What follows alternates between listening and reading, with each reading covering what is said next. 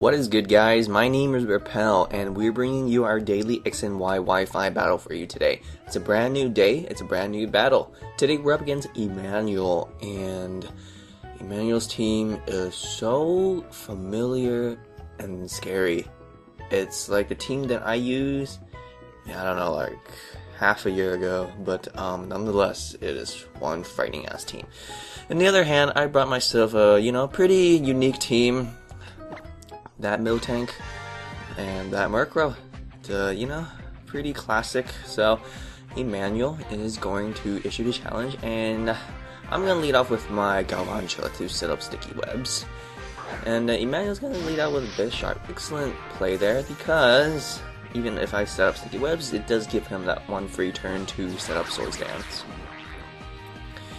and that's exactly what he does. He just goes straight for the Swords Dance.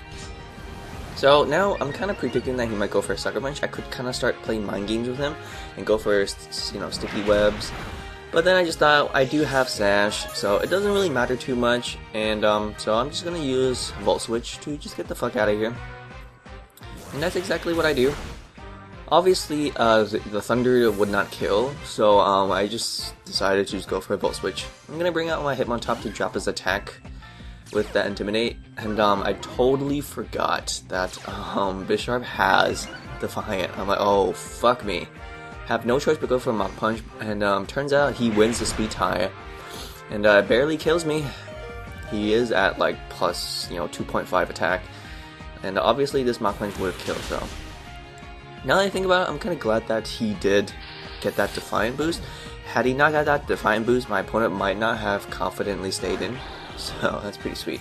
Out comes a Greninja. He does get caught by sticky webs, but even sticky webs, I think this Greninja will probably still outspeed me, and I don't think a Mach Punch will kill it. So I have to switch out, and I'm just gonna go into my special wall, my Miltank, my MILF tank, and this Greninja predicts that really nicely and just switches out with U-turn. So kind of wish that I just stayed in with my Hitmontop, because I'm pretty sure I would have lived one U-turn. Maybe not. I'm not too sure. So comes the Gliscor. Excellent play there. It is a switch, so this Gliscor will activate its Toxic Orb. So unfortunately, I'm not able to do anything about it. So that's okay though. And I could just get poison. I do have Heal Bell, but I thought I'm just gonna switch out to my Galvantula to just fodder it off and see what he's gonna do. Turns out he's gonna go for a Fling. It's pretty sweet. So we know that this Gliscor does in fact have acrobatics, so I thought, well, maybe it doesn't even have Toxic anymore, since it just has Fling. He's gonna go for Protect to just scout what I'm gonna do. I'm just gonna go for the obvious Scald. I mean, it's very obvious, really no point for him to scout. He's gonna go for a Toxic, so he's comfortable to he's comfortable to stay in, and in fact he is, because I'm only a defensive Milotic, so obviously a Scald will not kill. Had I been a fully invested, offensive Milotic, this Gliscor would have been gone, for good. So my opponent had to make that risky bet, and he's gonna go for another Protect. I kind of knew that too. I could have went for the Recover, but I only have like 5 HP loss or 10 HP loss. Really, no point in doing that. So I'm gonna use Scald just to kind of bait him to be confident. At this range, he can live another Scald. So my opponent decides to actually do stay in and just go for Acrobatics, surprisingly, but I am a defensive behemoth and it will not kill me. So now I reveal that I have the Ice Beam, and it completely trips him out, and that finished off this Gliscor. So I know the Skull would have definitely not kill him, so that's why I want to just keep baiting him to only think that I only have Scald. But yeah, what kind of Milotic doesn't have Ice Beam, right? I mean, some don't, I suppose, but Ice Beam is just so damn good. So out comes a Cloyster, and I already know he's gonna go for a Shell Smash. I already know. I have a Cloyster myself. I already know that, bro. Trying to set up on me and all that. That's fine by me. He does get all his stats boosted, but keep in mind that his speed is only at +1 since I have Sticky Web. So I knew that. I knew he was gonna go for a Shell Smash, though. I just go for a Dragon Tail. Get that shit out of here. I'm not taking your shit today. Not today, Cloyster. So out comes the Greninja. Kinda fearing the Grass Knot, but maybe I can still live it, maybe not. I'm not really sure how heavy Milotic is. Milotic does look kind of fat, so I'm not really sure if the grass knot can kill me or not. So, but not to mention the toxic damage is starting to rack up. So I'm gonna get the fuck out of here. Good opportunity for me to switch. Last thing I want is to switch out on a Shell Smash and Cloyster. So out comes the Miltank. He does go for a Dark Pulse, which is fine. I am Miltank. I take it relatively well, but not too well. So if this Greninja does outspeed me, he can actually just fish for flinches. But luckily, thanks to Sticky Webs, I'm actually able to outspeed this Greninja, and I just toss up a Heal Bell to cure my fabulous. And he does go for the Skull to get that burn, but I am Miltank. I do run Heal Bells and Milk Drinks, so I'm not really sure what he's trying to accomplish here. I'm gonna go for a Milk Drink, so I'm so glad I do outspeed this Greninja. Sticky Webs come in handy so much. You have no idea, man. So he's gonna go keep using Scald. I guess he wants to fish for burns, but that doesn't really matter too much. And I could just go for a Body Slam right now, and pretty much it's probably a 2-hit KO. Honestly, Greninja has such paper thin defenses. Gonna grab some more, milk, but my opponent decides to finally give up, and I'm kind of glad because I'm kind of sick of drinking my own damn milk, man. It's kind of gross if you think about it. Just drinking your milk straight from your own nipples. So out comes the Alakazam. Great. He's gonna get hit by more Sticky Web, so if the Greninja is slower than me, I'm pretty sure this Alakazam is probably slower too, so I decide to go for a Body Slam. It's my best bet. I could go for Toxic, but why the hell not? It's a 2-hit KO, and I also get a nice Paralysis, so this slow Alakazam is even slower, and he gets a Para Hack, so that's pretty freaking sweet. But hey, I mean, my opponent got a crit last time with a Scald on his Greninja, so we both are, get our lucks all day, so I'm gonna hit him up with my final, what's it called? Body Slam, so pretty sweet. Too bad that Alakazam didn't really do too much, so. Now my opponent decides to send out the Charizard. I'm kind of fucking scared of Focus Blast.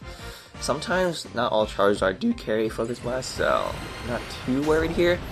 And what is great about this Miltank is this Miltank does have the thick fat, so it'll eat up even an overheat really nicely. Turns out he's just gonna go for the Heat Wave, not even Flamethrower or Fire Blast or anything, and it barely does that much because I do have thick fat. So even in the sun, that Heat Wave won't do too much. That's pretty freaking sweet. I don't think my opponent realizes that. I mean, I don't really blame him, judging from his whole team. It's mostly just OU or a complete VGC team. He doesn't really know too much about, I suppose, Miltank's spread, so. He's gonna go for the Ancient Power. Luckily his stats did not get boosted, so I'm free to just go for another Milk Drink, so. At this range, I can pretty much finish off his Charizard with no problem, really. Kinda just wish I had gotten that Paralysis ASAP. He's gonna go for another Overheat, but it's not gonna do too much yet again, so. Yeah. I mean, if I try to, when I fight Ubers, I don't know anything about Ubers too. Just like how my opponent in this battle doesn't know too much about NU, so he's gonna keep using Heat Wave. That is his best bet, though. It is stronger than anything else. And of course, he gets another critical hit. Of course, right? I'm gonna go for my Body Slam and finish off this Charizard. So, and I get a nice lucky crit too, but the crit absolutely did not matter. But I guess it's funny to see a crit with another crit. So his crit definitely mattered though, because I'm sitting at a really low HP. So out comes the Cloyster. He does get hit by more Sticky Web, so I am free to go for a Milk Drink before he does attack me. And I'm kind of feeling that he does go for the Shell Smash, but whatever. I don't really mind it too much because I just want to grab my HP. So in fact, he does go for a Shell Smash. It's a little bit fucking scary, honestly. I know how good Cloyster can be because I have my own Cloyster too, so gotta watch out. And finally the sun fades, but I don't think that really matters to either of us.